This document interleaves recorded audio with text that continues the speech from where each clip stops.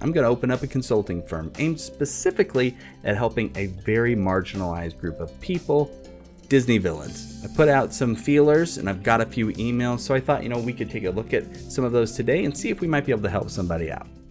The first email says, "Hey, Seth, babe, I've recently found out that some of my minions failed to kill my brother's son 18 years ago.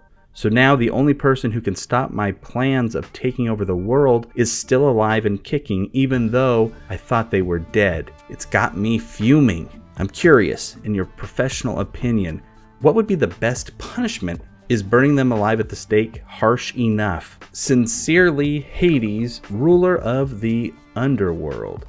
Well, Hades, I think that you might be asking the wrong question here. Instead of asking yourself what type of punishment your minions deserve, I think it would be more constructive if you wondered, why is it your minions were keeping this information from you in the first place? Sure, they may be the ones that made the mistake, but it is you who is cultivating the work environment that allows such a small, fixable problem to blossom into something that might erase almost 2 decades worth of work for you. In order to make things right, you need to take steps that will show those who work under you that they can make mistakes and that it isn't the end of the world, because you make mistakes yourself.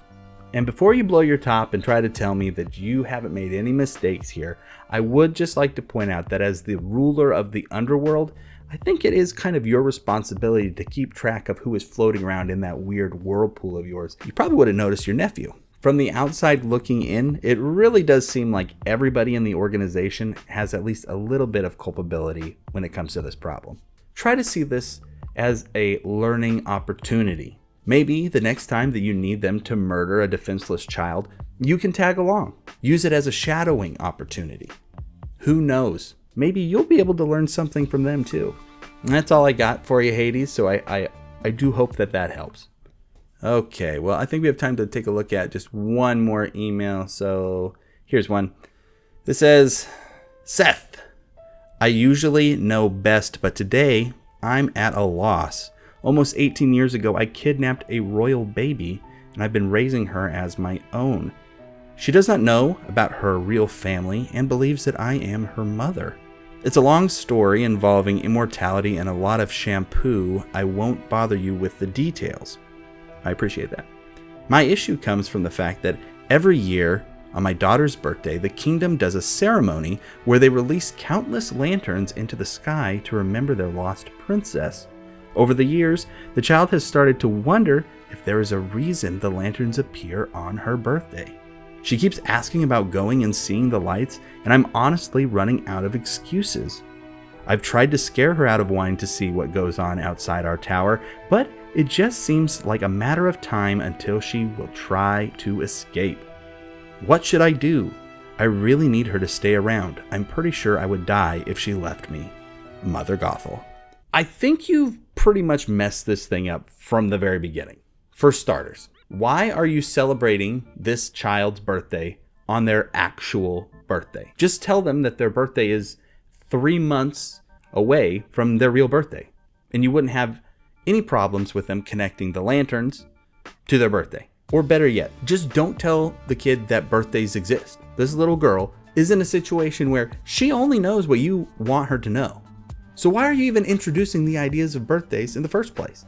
I hope you're starting to see now where those mistakes were. And as short-sighted as that whole birthday situation is, I think it really pales in comparison to the biggest mistake that you made, and that is staying so close to the kingdom that you stole her from. I mean, you could have hopped on a boat and sailed anywhere in the world and just lived out a normal life with this kid. You would have never had to worry about her asking you weird questions that, if she finds the answer to those questions, might lead her to want to push you out a window. And just like I was telling Hades earlier, this might be a situation where you are asking for help too late, and that the damage is already done. It's kind of weird how many emails I've received so far that involve either kidnapping or killing young children. I might want to do a little bit more screening before we do another one of these videos. Lessons learned, we'll take care of that next time. And that is going to finish up this video for today. Don't forget to like and subscribe down below. That way we can get shown in the algorithm a little bit more so other villains who need help can find us. I appreciate you being here today, even though you're not a villain, and I look forward to seeing you again in the next video.